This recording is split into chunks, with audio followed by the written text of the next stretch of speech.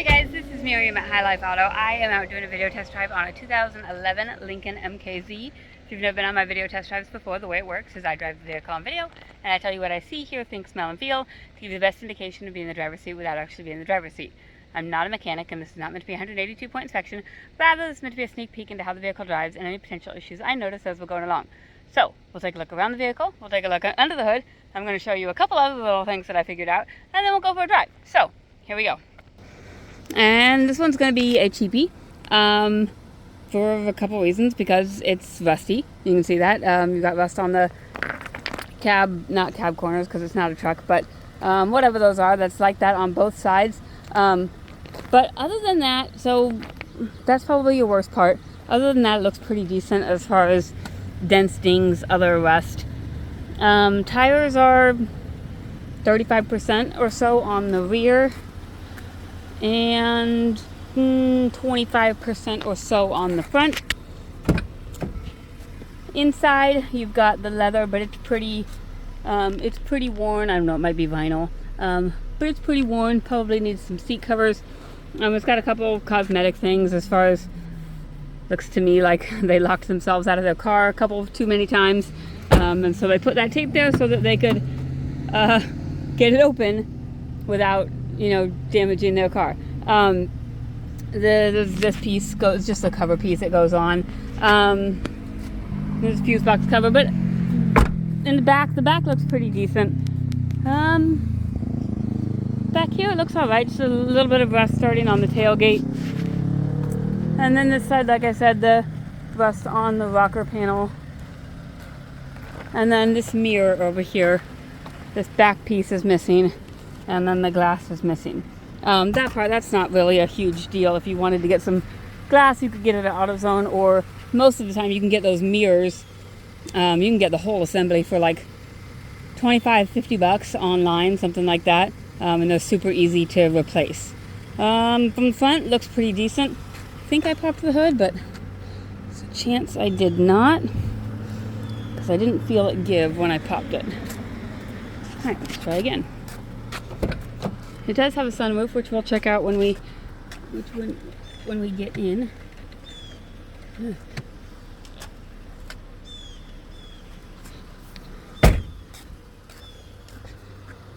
it goes. Because I had the hood open earlier, so I know I'm not incompetent.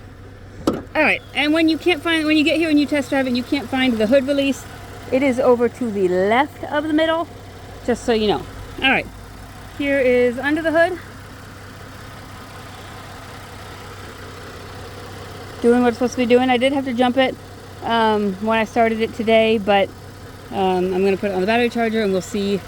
It's not an old battery, so 924, so we'll see what it does after that. We haven't started it for probably about 2 weeks prior to this, just because we've been waiting on a title, so we'll see what it does after that. Okay, first thing I know, this interior handle does not work, so you got to reach outside and open the door. There are things that I would like to do to this car. In reality, I don't know. So the second thing is, usually on vehicles I run check engine codes, and I don't know if there's a check engine light on this or not. I don't think there is, but usually I run the computer just to double check, make sure there's nothing that's pending or anything, and I cannot do that because the OBD2 port is not working. So I thought, well, I'll check the fuses and see, if it's that. Well, here's the fuse box. Under here, I don't even know if you can see it. It's all the way up in there. So, and the fuse I need is right up in there. So, right now, with my 20-minute time slot, I don't have time to figure out how to finagle my fingers up there and do that. Ford Lincoln is really bad about sticking their fuse boxes in places that make it impossible to get to. So there's a couple things that on this car that are potentially fixable by fuses. I don't know that for certain because I can't access the fuse box. Usually an OBD2 port is a fuse. Not all the time, but usually. And it looks like, somebody's, this kick panel right here. I gotta open this. That's that trim panel that I showed you in the back. that trim panel is missing, and so somebody was messing with all that wiring down there. And I don't know if, someone was messing with that. I don't know if there was a GPS on the car, and so somebody is messing with that, and that's why they took it off. I don't know. Whatever they did, they didn't do a very good job of it. So like I said, there's a couple things that could be possibly fixed by fuses. Oil change required, that's not a fuse thing, but there are, let's see, 200, if you can read that backwards, 230,698 miles on the car. So oil change is probably due, because that's probably not accurate. But when I looked at the oil, it was dark, but it was at a good level, so it wasn't something that I was concerned about. It doesn't look like it certainly doesn't look like it's been 20,000 miles. So yes, oil change is probably due. It's probably not detrimentally due. Let's see if I can find how to scroll through that. But it says blind spot system fault, cross traffic system fault. Okay, so just those two, and oil change required. And I don't know what those are for. I don't know if there's a camera somewhere that is malfunctioning, and so that's why you've got a blind spot and a cross traffic problem, or if it's because of that mirror over there. See, because you've got the blind spot things right there in the mirror.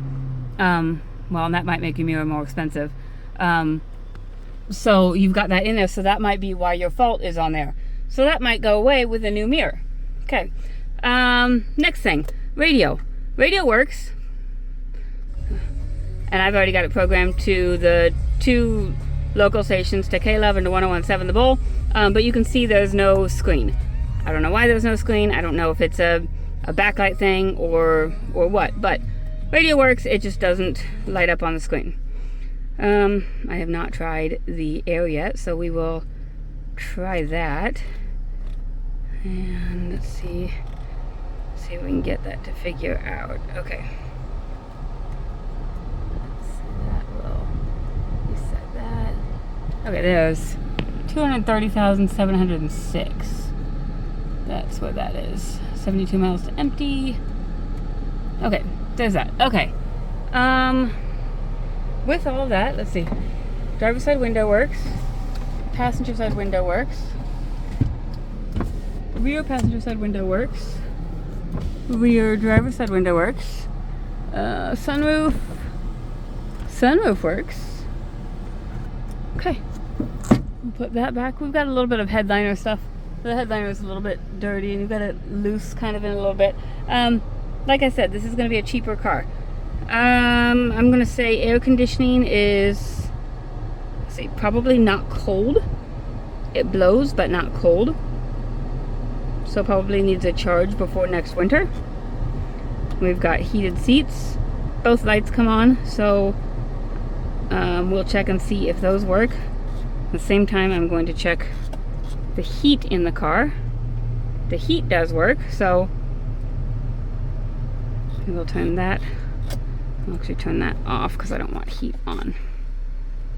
Let's see. I'll turn it down because I don't want residual heat. I'm talking to myself. Okay. Okay, we'll do that. Next thing is the brakes. They do go to the floor. Brake fluid is full.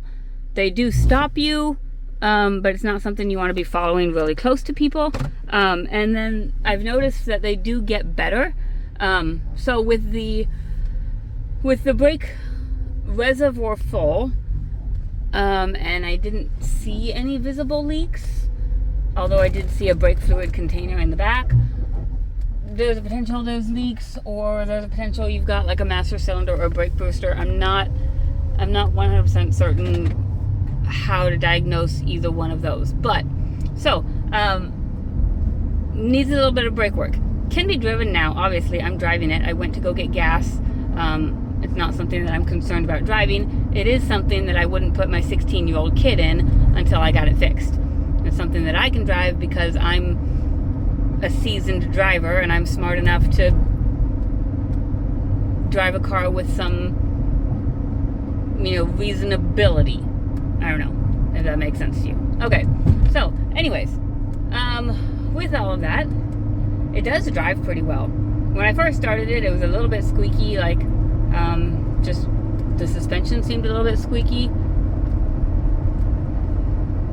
But I don't hear that now, and so I don't know if that was just, you know, from sitting for however long it was sitting.